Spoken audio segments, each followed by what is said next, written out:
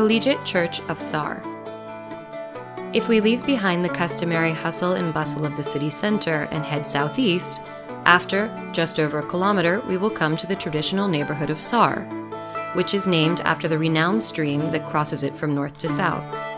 On its banks, a few meters from the old Romanesque bridge, where pilgrims cross after following the so-called Via de la Plata route and southeast itineraries, there is a magnificent collegiate church of Santa Maria la Mayor, y Real de Sar. Construction of this building began in the early 12th century, in harmony with the desire of the cathedral canon and treasurer Munio Alfonso, who enjoyed the decisive support of his friend and superior, the powerful Archbishop Diego Gelmírez, for this venture. After 22 years as the Bishop of Mondoñedo, Munio decided to retire voluntarily in the year 1134, and he did so precisely in the quarters of his small cenobium, although he died a couple of years later before its construction was completed. Although the building work was not officially finalized until the 13th century, it was consecrated by Diego Gelmírez in the year 1140. He signed the foundational diploma of the small monastery, which housed the first community of Augustinians in Galicia. During the following centuries, the community experienced a period of splendor thanks to numerous donations and exemptions from the crown. However, in the 16th century, coinciding with the priorate's transformation into a collegiate church and the Augustinian community's subsequent replacement by members of the secular clergy, it started to decline. And by the end of the 17th century, both the church and its cloister were in a poor condition.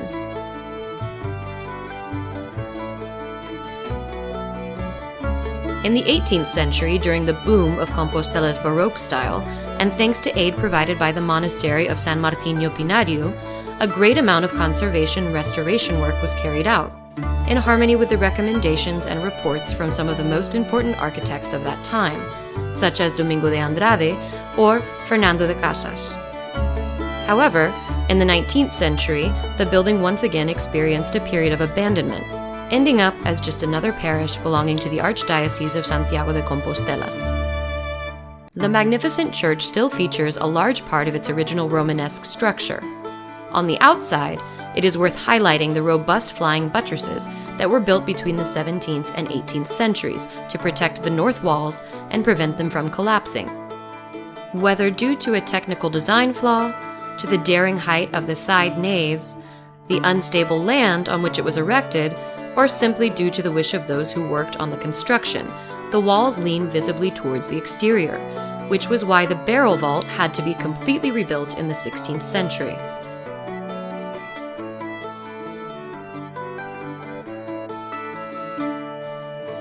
Its inside, featuring a basilican ground plan and beautiful proportions, impresses all its visitors due to the lean of its columns towards the side naves, which gives you a strong sense of instability.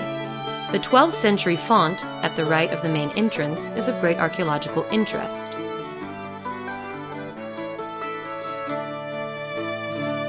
The interior of the church is connected to a magnificent cloister via the sacristy. It is the only cloister in the city still featuring traces of its original Romanesque style. Only one of its wings remain, while the rest of it belongs to the 17th and 18th centuries.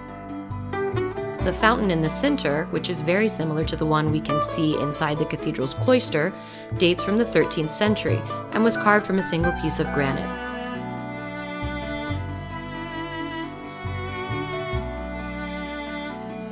Inside the small museum, founded in 1975, we can admire several important historical and documentary items, such as the aforementioned foundational document of the church from 1136, bearing Archbishop Diego Gelmírez's seal. In the section devoted to precious metalwork, you can see liturgical objects made in Compostela's workshops during the 18th century. The archaeological collection is made up of a series of items from the old Romanesque cloister, stylistically linked to the Master Matteo and his school. These objects also feature remains from the original Romanesque rose windows, which dominated the church's west facade and were removed in the 18th century. We can round off our visit to this singular setting by strolling along the Brañas de Sar trails. Throughout the 4-kilometer-long itinerary, we will discover Santiago de Compostela's rural atmosphere, featuring fields of crops, water wheels, irrigation channels, vegetable gardens, and riverside woodland. In fact, the word Branya refers to a partially flooded area on the banks of a river that remains green throughout the year. In the past, small-scale farmers used such areas as pasture land for their cattle.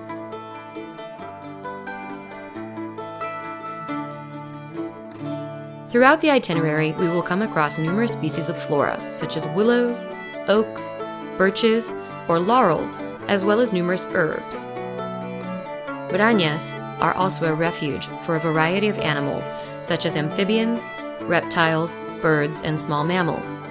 In short, this is a very rich but also very fragile ecosystem that plays a vital role in regulating the flow of water.